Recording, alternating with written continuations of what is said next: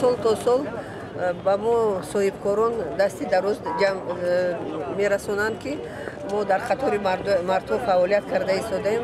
ин бо дастгирии ҳукумати шаҳр, ҳукумати ҷумҳуриявӣ, вазорати тандурустӣ аст ки барои солимии зебогӣ диққати ҷиддӣ дода истоданд. албатта ҳар кор бемушкилӣ намешавад. Масалан шумо ки раҳбари ҳамин клиникаи жасмин ҳастед, аллакай овозадор ҳаст, мешавад гӯед ки масалан дар роҳи пешбурди бизнесатон чӣ мушкилиҳоро мушоҳида мекунед?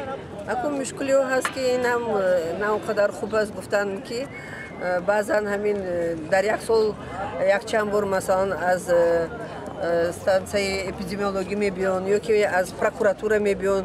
ман мегӯям ки мо чӣ ҷинояткор ҳастем масалан ё ки мо чӣ кор кардем ки шумо тартиби ташвиш додани маризҳо ҳастед. ман барои ҳамин мехостам гуфтан ки бисёр гапҳои хуб гуфтан ки ҳар як соҳибкор бояд он кас ҳам иқтисодчӣ шавад, ҳам юрист шавад, ҳамин қонунро донад. ва мо бисёр маҷлис ин ҳамирӯи симпозиум ба мо бисёр маъқул омад ва мо боз дар бораи худамонро бисёртар ва баландтар мебардорем, худамонро саҳми худамонро дар зиндагӣ баландтар мебарем ки ба ҳамаи саволҳо ҷавоб гардонда тонем. ман мулло Зуҳур Тоҳирӣ соҳибкор гӯям аз ноҳияи айнӣ дар айни замон дар онҷо хоҷагӣ деҳқонӣ таъсис додам 4 гектар замин ва дар назди хоҷагӣ деҳқонӣ бошишгоҳ осоишгоҳ сохтам, чунки асоси боигарии давлат ин саломатии инсон ҳаст. ҳар чӣ қадар мардум солим бошанд, солим гарданд, ҷамъият пеш меравад ва ин фазое ки имрӯз ҳукумати Тоҷикистон барои мо соҳибкорро тайёр кардага ҳастанд хело хуб ҳаст. озод ҳастед, шумо метавонед кор кунед, корхона кушед баред, фақат леки корхонаҳои истеҳсолӣ мухтар шуда бозори дохила бояд кор кунад ки мо маҳсулоти худамро фурӯхта тавонем. масалан вақте ки ман якум маротиба 15 сол пеш чойҳои табобатӣ баровардам, маблағ хонаи худамро монда гирифтам, бозор наёфтам, он чойҳо истод.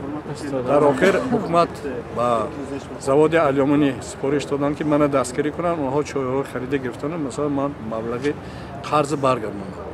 он чӣ ки ҳаст барои соҳибкорро бояд ки ҳамин аз андоз вақте ки аз чиз бонкҳо маблағ мегиред, бояд ки муҳлати сал дароз то 5 солатиам, баъд фоизи кам бошад. мо бисёр хурсандем хело шавам инвестори хориҷиро ҷалб кунем. мо ҳозир Қозоқистон инвестори хориҷӣ дорем ки мондааст маблағгузорӣ, маблағ дар Казкомерцбанк аст, техникаҳо дар сарҳади қирғизистон овардагӣ мондагиянд. лекин мутаассифона кумитаи андоз 4 моҳае ки ба қайд намегирад ба сабабҳои номаълум. охирон 8 ҳамин моҳ ва дахолати прокуратураи генералӣ рӯзи 8 ваколатҳои худша шармно карда ба ҳукумат навишта ки моро иҷозат бидем ки мо ҳамин корхонаи Союзаро ба қайд бигирем. истихроҷи металлҳои қиматбаҳо. мо мутахассиси ҳамин соҳаам, зиёдаи 18 сол таҷрибаи корӣ дорам. завод сохтем, як ҷамун пӯе ки ҳеҷ чиз набуд. мақсад 18 сол меҳнат кардем, лекин мутаассифона ҳозир як сол зиёд шуд ки 130 коргари мо бекора. мо хостем ози президента амира муроҷиат кунем ки хай мутаассифона муяссар нашуд, вақт надошт, хай сарори давлатам фаҳмидан мумкин аст. лекин мода муяссар нашуд ки мақсад мо бихезем ҳамин инвестор қатъӣ монаем. вай мехоҳад ки Тоҷикистонда технологияи нав биёрад ки сармагузорӣ тайёр аст маблағаш. лекин мутаассифона баъзан монеагиҳо ҳаст ки мо хостем баромад кунем ки нашид. масъалаи андоза гуфтед, яъне чӣ хел ҳамон корхонае ба қайд намегирад ё ки иҷозат наметад ки технология ворид карда шавад?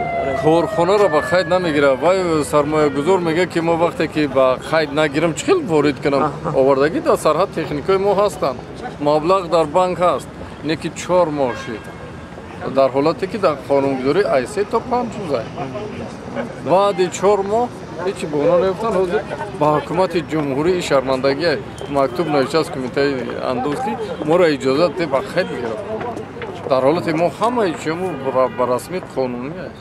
раҷо ин кумитаи андози марказие шумо дар назар доред ё ки ноҳияҳо марказира ин кадом шумо кадом конда ният доштед сармоягузорӣ кунед конда мо соли 1997 кор кардем имкони сафеддараи ноҳияи ховалин